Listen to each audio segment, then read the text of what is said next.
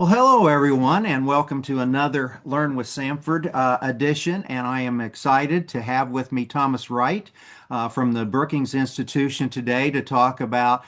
We're going to initially start out talking about the Ukraine and Russia situation, as he did an article in the Great Decisions, which I'm helping lead right now for Osher Lifelong Learning Institute at Bradley, the 2026 edition, and it is Ukraine and European security. But we're going to be branching a little bit beyond that today as well.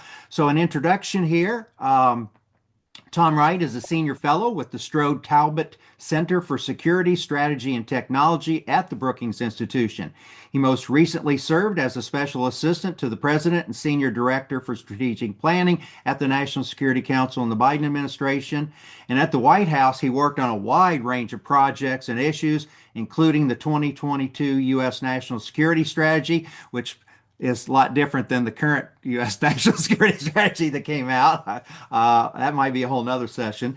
The Russia-Ukraine war and European security and U.S.-China relations, the global South, and foreign economic policy, and countering the growing alignment between U.S. adversaries and competitors, China, Russia, Iran, and North Korea. And with that background, I don't know anybody better to talk about all this stuff that's all interconnected. So again, Tom Wright, welcome to Learn with Samford. Thank you. It's great to be here. All right. We're going to begin, and I'm taking a few things out of the article he did, but we're going to branch beyond that.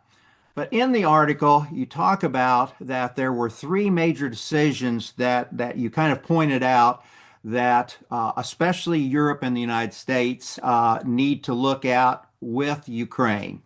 And you state, first, the Russia-Ukraine war looks set to continue, and Europe and the US need to figure out how to create conditions on the battlefield that would facilitate a diplomatic solution that will be acceptable to Ukraine. So, looking at where we are from when this article was written, I couldn't help but note Steve Witkoff and Trump seem to be very sympathetic to the, I put it, the Putin line that he sells. I know Witkoff seems to be enamored with Putin's position. And it seems there's little belief in Zelensky and Ukraine. Therefore, to me, it seems like advantage Russia. I want to hear your take on how the United States is creating conditions for a diplomatic settlement. Yeah, well, no, it's a great question. And it's funny when you write these things, because I think that probably went to press about 6 months ago or 7 months ago. You never quite know what's going to happen, of course. And I guess it's theoretically possible that peace would have broken out and everything would have been fine. And then my article was sort of pessimistic, so it would be somewhat discredited. But I find in the current environment, if you're pessimistic, you're rarely, you're rarely disproven by events as they unfold, given the nature of the moment we're in. So look, I think the Trump administration came into office with sort of a theory of the case, to be fair. And I think their theory of the case was if we freeze the lines and say no NATO, then Russia and the war will be over. And if we freeze the lines, we're just recognizing reality because Ukraine's not going to get that territory back. And we don't want them in NATO anyway. We really don't like NATO very much. And so that was their position. We told them during the transition that that was very unlikely to work because it was our assessment that Putin's goals were more maximalist and he wanted a lot more than that. We had problems with that, but we thought that it wouldn't work in any event because Putin wanted additional territory, but also he wanted what we called a neutered Ukraine, not just a neutral Ukraine. He wanted a Ukraine that didn't have the capacity to defend itself, right? There were strict limits on its military. He still wanted regime change in Kyiv. And I think the Trump administration, it took them about 4 or 5 months to realize that, right? Like I think it wasn't until May or June where they sort of realized that actually um, he wants more than we're willing to give. And what did he want? Well, he wanted territory that he did not currently possess. So he wanted parts of the Donbass that Ukraine had held over the war to date. And then he also wanted these strict limits on the size of the Ukrainian military. And the Ukrainians wanted security guarantees. So the Trump administration then moved toward trying to trade the security guarantees for Ukraine for the territory to say, well, Ukraine should leave that territory and it will get security guarantees. Now, my view is that that was not going to be enough for the Russians either, right? Because they wanted more than that. They wanted this neutered Ukraine that they didn't talk about too much, but it's very clearly there in all their documents. And so that, to cut a very long story short, there was a lot of twists and turns and ups and downs throughout that process. But, the US would sometimes be siding with Russia and then would be pulled back from that by US allies. And the US sort of ended up in a position in the mid-fall where it agreed to sell weapons to Ukraine, continue intel support, and the Europeans would pay for those weapons, and there would be no major sort of change. Then in the late year, there was this moment of real drama where Witkoff and his Russian interlocutor Kirill Dmitriev, came up with a plan that was very unbalanced against Ukraine, and that went through a whole process. And then eventually we sort of ended up back where we were, where the process was frozen. And then, of course, events were slightly overtaken by Greenland and then by Iran. So I would say right now, we'll get onto Iran maybe later. I think things are sort of stuck. I don't think that is terrible because I sort of get worried when the administration gets active on this stuff because I think their instincts are sort I of pretty agree with wrong. And you. I think the only way forward is like, to maintain support for Ukraine through arms sales and through intel support to convince the Russians that they won't be able to succeed on the battlefield, and then to re-engage in negotiations when the moment is right. Now, would I like to do more? Absolutely. I felt like we tried to do a lot more when we were in there. But failing that, if that's not an option, I think just maintaining this pressure and support is in itself like tolerable, right? That's Mhm. something the Ukrainians can work with. Um, the reports that I've been seeing says that Ukraine has been making some progress here recently in retaking some area, but it appears that Russia may be beginning its spring offensive. Have you heard anything from the battlefield? What may be taking place now with spring coming? Well, I mean, I think the first thing to say is just, which is just an important point for your listeners, is just how the war has changed since it started, or even since well, it begun to change in our last year, but how it sort of evolved over the last few years. Which is that the front now is not really a front with an army facing an army. It's Mhm. more like of a kill zone with the Russian army trying to make advances, and then just all these drones and yeah, surveilling the theater, the battlefield, and then strikes by those drones on the troops when they try to move.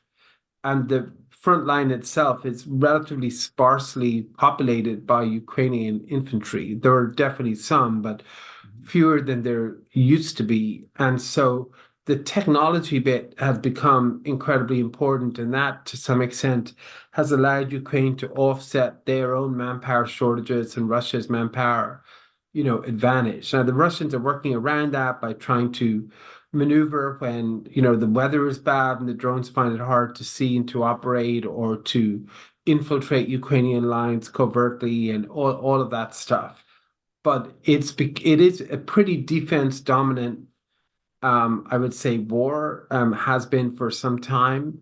The Russian casualty rate is very high. It was about 1,500 on average when we left, and I'm told it's still roughly about that's killed and injured. It's over 1.2, 1.3 million on the Russian side since the war started, of casualties. And to put that into context, in the Afghanistan war in the 80s, there were 15,000 Russians killed and maybe another 35, 40,000, I think, injured in that war. So that's just an extraordinary gap. And so I think that the war itself, has been this one of asymmetric attrition. Now, the Russians were making gains. Now, on the rate that they were making gains over the last year, it would take them another few years to take all of the Donbass. So just to take the Donbass would take another few years at the rate of pace of taking of land, which was small but faster than previous in the war. This year, as you know, it's actually become a bit better, right? So Ukraine's began to push back the Russians a bit, retake some territory. I'm told not to. People I talk to who follow this closely say don't sort of overstate this, that, the Ukrainians are in a reasonably good position coming out of the winter, which is quite painful for them, but they survived and, they managed to push the Russians back, but the Russians may make some more gains in the spring, and there's a bit of a rhythm to this thing. I'm not sure I don't know about that, but I think that the signs are generally, I mean, it's not a great situation, but I think that it could be worse. And there are some encouraging signs in that, they are basically they prevented the Russians from really capitalizing on any advantages that they have, right? So the Russians have a tactical advantage and are making some gains. That hasn't led to like a collapse in the Ukrainian front and then exponentially larger gains. That could come at some point in the future. And wars tend to be won and to move when one side is exhausted. But I think the tech bit of this helps offset that a little bit. So, I think what we're looking at here is, especially in light of what's happening in Iran, is this war is not going to end anytime soon. There's very little likelihood of any real success in negotiations. I would say for the next year, but honestly, we've been saying for a year for years, so it could be longer. I do think there's a chance it ends in 27. We can come back to that, but as to why. But I think it looks likely to continue. I think it's going to be tough on Ukraine, right? I think, but especially given what's happening in Iran and the arms sales they're getting could be affected and all of that. But I think it's also tough on the Russians, and the Ukrainians have no real alternative, I think, because Russia's not actually offering them, a deal that gives them really anything. It's much more it's quite maximalist, and so I think for them it remains existential. Yeah, the deal the Russians want, all I see that is a ceasefire, and they can kind of regroup and later on let things die down, come back in, take the rest of Ukraine is almost how I Well, feel. I actually think a ceasefire would be probably fine, because an unconditional ceasefire I'm sort of open to, because an unconditional ceasefire, Ukraine can rearm, and retrain and recuperate and stockpile missiles and do all of that, right? The Russians do not agree to an unconditional ceasefire. They want a conditional ceasefire, and the conditions are Ukraine leaves territory it currently controls. That is sovereign Ukrainian territory, number one. And number two, Ukraine agrees to effectively partially disarm, right? It agrees to limits on its military and limits to being able to build back up. And so, in that environment, Russia could rearm and do all sorts of things. Ukraine would be constrained and probably affected by internal politics as they debate giving up territory and signing an unfair deal and all of that. So actually, I think it's even worse than Yeah. I think if we had an unconditional ceasefire now, I think there would be a case for Ukraine just to take it, but that is not on offer. Yeah. And I always use the word ceasefire. Brian Katulis from the Middle East Institute and I Yeah. were discussing the Gaza and Israel, and I said I can't call it a peace plan or anything. I mean, it's a ceasefire because you're not really saying one side, and we've seen this, Yeah. Israel and now with Hezbollah. So I think whatever happens, Russia, um, Putin has it in his mind that somehow he's going to get all of Ukraine at some point. I I don't know. You know it better than I do, but I just don't think he's going to give up on that. Yeah, I mean, I have a former colleague at the NSC who describes it in a way that I think is apt, which is that Putin has many reasons to end this war. Number one, at the moment, is that Trump is actually offering him a beautiful new partnership to work on lots of things together. That could be a pretty good way to undermine NATO. Trump Yeah, might lose interest in NATO completely after the war, and Putin could do all types of things to try to undermine the alliance from sort of inside the tent a little bit. So why doesn't he do it? And what he says is the reason he doesn't do it is because for Putin, Ukraine is the great white whale, right? Like it's the Moby Dick thing of that's a like he good way just to put has it. to have it. Yes. And it's just an impulsive obsession. And it's been there for years. And he's talked about it and written about it for years. And he just can't let it go. And it's more important than everything else. And I think that is basically right, right? Like I think Mhm. we often mirror image and think, well, what if Putin does this or that? I think he really passionately believes that Ukrainian sovereignty can only be realized if it's a part of Russia, which is obviously contradictory, um, and that Ukraine is basically Russian, and that he's on a mission to basically make that so. And I think he's willing to sacrifice and give up a lot to do that. Now, there may be limits. Um, we haven't found them yet, but I think I'm a little skeptical of like the cost imposition theory, which is just if it's just very costly or lots of sanctions or other things, he'll stop. Because I think he's willing to give up a lot to get this. But at the same time, I also believe that if we can convince him that he's not making any progress, that his casualty rate is very high, that reality is not going to change, he is somebody who has yielded to reality at different points in his life, and so I think we need to create that environment for him in Ukraine, like where he realizes he can't actually make major gains, and then he would basically adjust in some way and take a deal. Well, you've answered most of my one of my other questions here about any sign, such as the economy, home front discontent, battlefield losses that could cause Putin to seek a less favorable ceasefire. The economy is one that it looked everything I was reading and hearing was the economy was really in bad shape, and then Trump throws the lifeline because of Iran. Oh, you can go ahead and sell your oil. And so now you've allowed money to come back in. So here again, there's no overall global strategy I see. It's you and I have talked about this earlier. It's a moment by moment, and to see um, and Iran. Okay, we'll let some oil out, and you can sell to get gas prices down. But the sanctions try to keep them. It's confusing for those of us, and for me as a teacher of history and the social sciences, and have taught about the history of foreign diplomacy and global strategy. This one kind of blows my mind that you allow then Russia, who you're trying to get to the negotiating table, to have a lifeline to get more money. So, Yeah, I mean it's observations. yeah, I mean it's even worse than that, right? Because I mean he's doing the same for Iran, I right? know. So That's why I don't understand. so he's allowing Iran Yeah. to sell and to make more money out of oil during the war than before when they're fighting the United And sell a States, lot the of it to US China. forces. Yeah.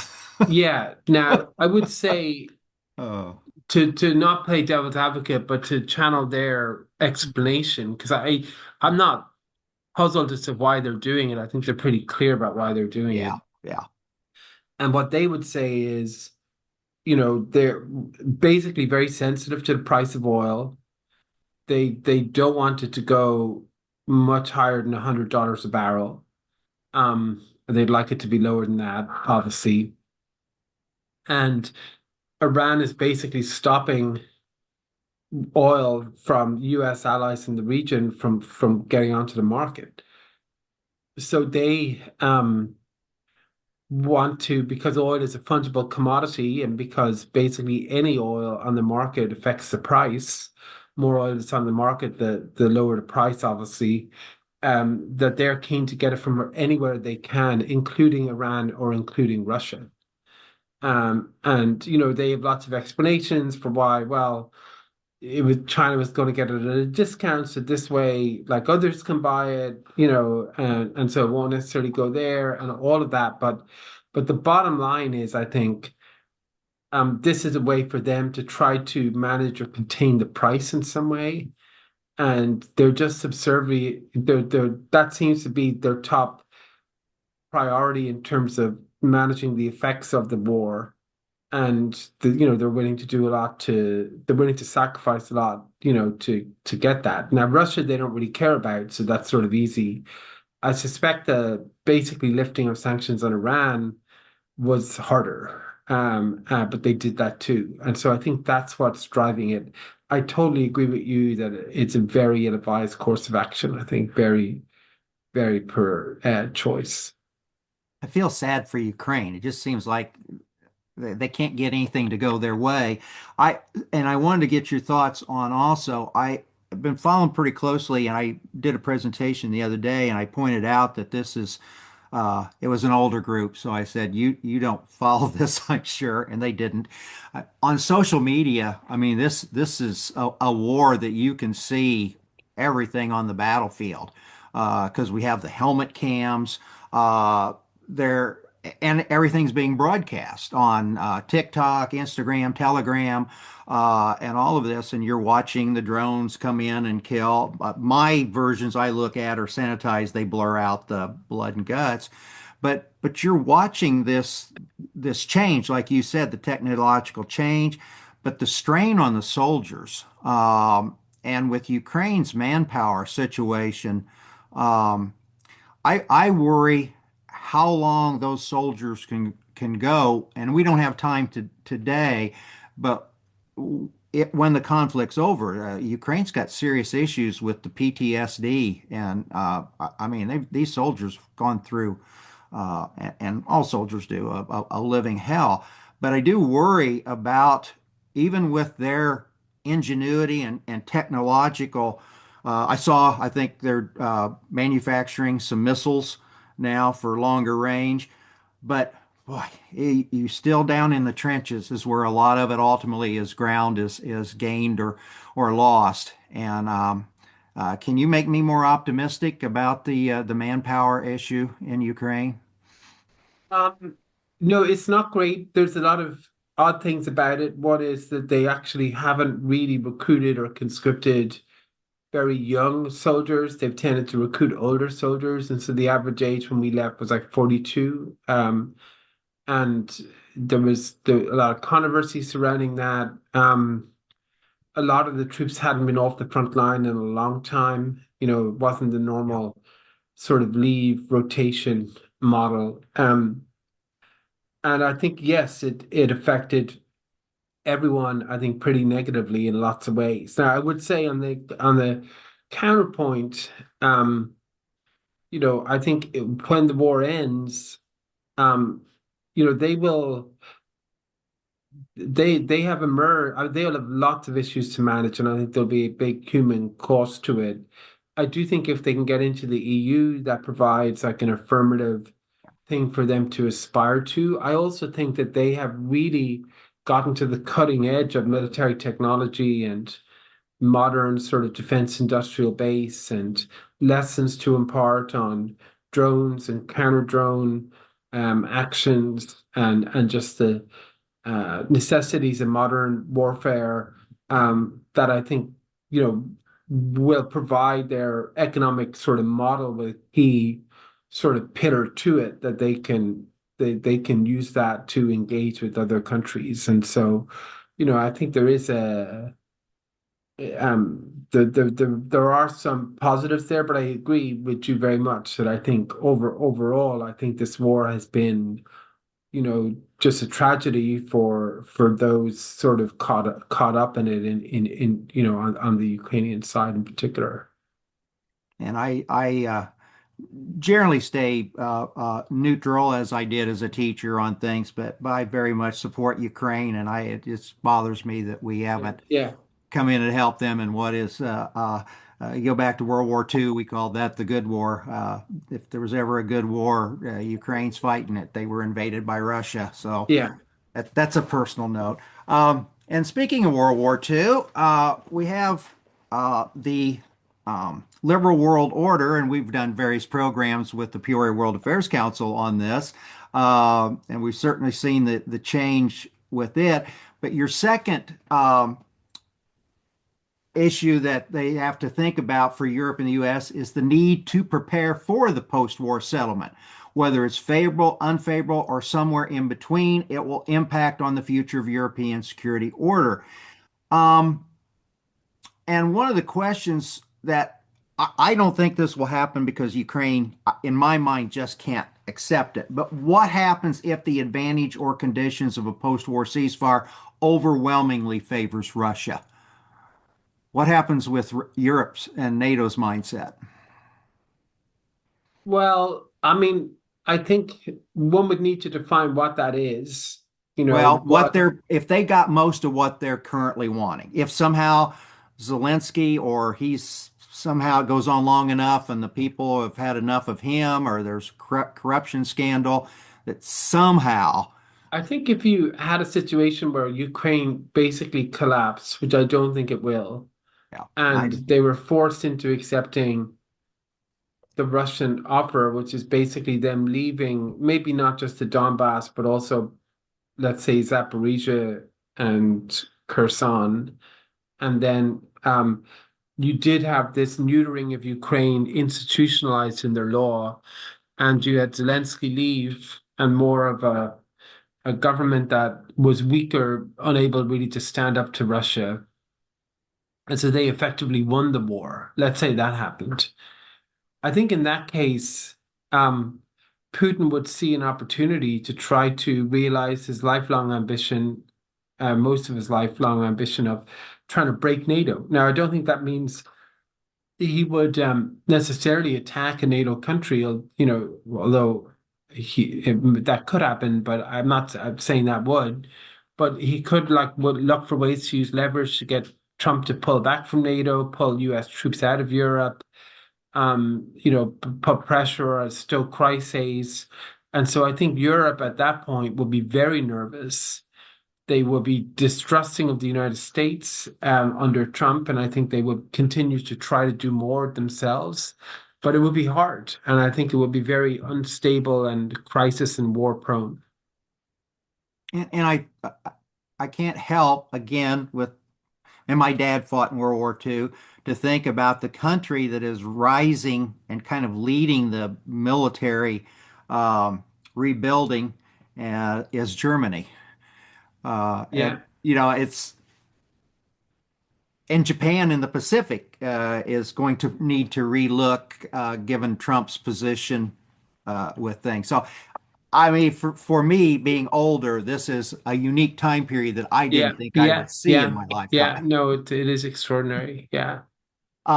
And is there, you talk about the Israel model for Ukraine, which is that the United States would give them enough, equipment to fight a war.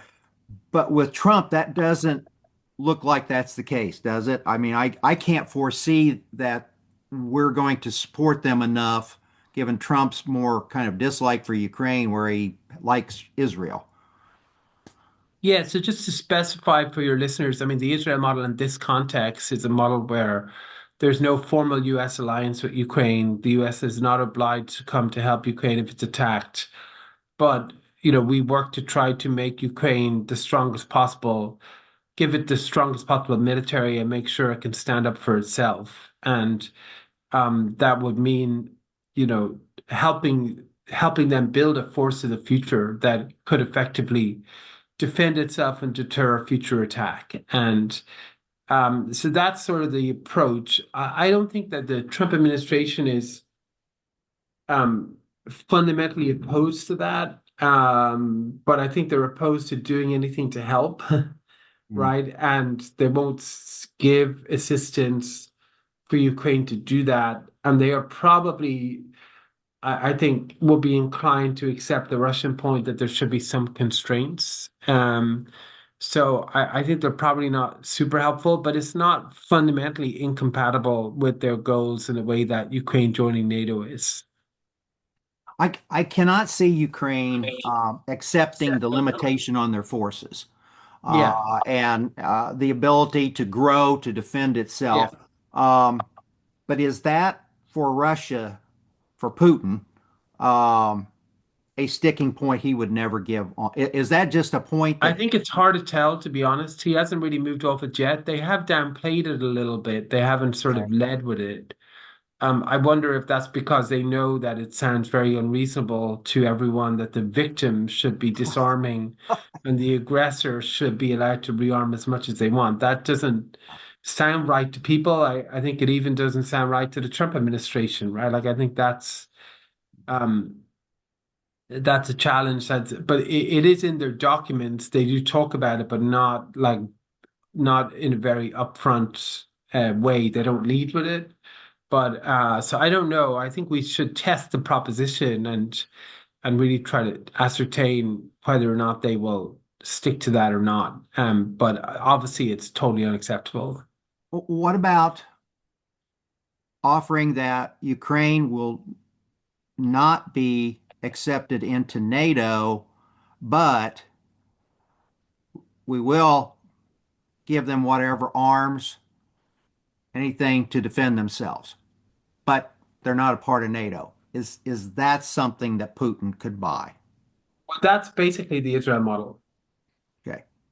All right. And I don't think he could buy that because, for one thing, that could mean giving Ukraine lots of long-range strike weapons with no restrictions, on the basis that if Russia invaded again, they could use them, not during peacetime, obviously, and that would be a deterrent in of itself, you know. So Yep. basically, Putin would know that an attack would launch attacks on Russia proper, and so he would try to avoid that. That's the theory of the case there. I think he will most likely insist on Ukraine not having long range strike, but we shouldn't accept that, you know, and Ukraine shouldn't accept that. So. Yeah. All right. And your third area was as Europe significantly increases its defense spending, it'll need to decide how it will organize itself militarily. The U.S. must decide what role it will continue to play in NATO alliance. Will Europe prepare for an alliance without America or with a significantly reduced American role? And can Europe take on a greater leadership role in the alliance and the U.S. still plays a key part? So my questions out of that then is, doesn't Europe have to think in terms of defending itself without significant U.S. support against Russia, especially given Trump's attitudes towards NATO, especially given how peeved he was they didn't come to help, at least at this point on the Strait of Hormuz, even though it's not a NATO issue. But I think his unrealistic view of NATO,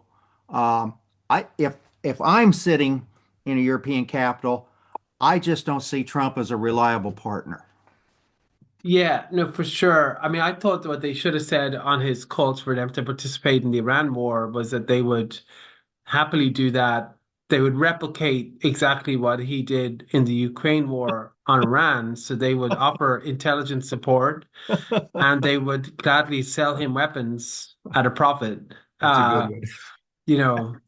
I don't That's think a that's good what he one. had in mind, but I think that is what he's doing for Oh, Ukraine.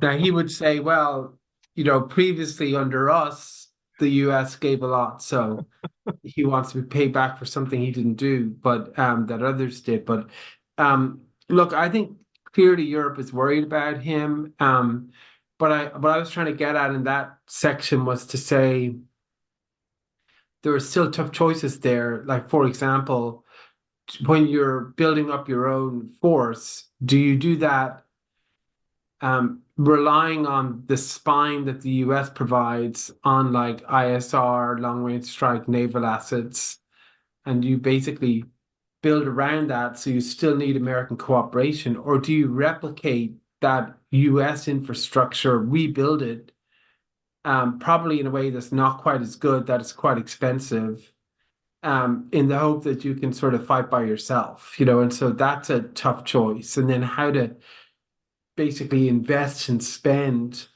in a structured way that doesn't replicate across countries, all of those are quite tough questions to deal with. So I think those still need to be worked out. Like, how exactly is this future force for Europe going to be built and run?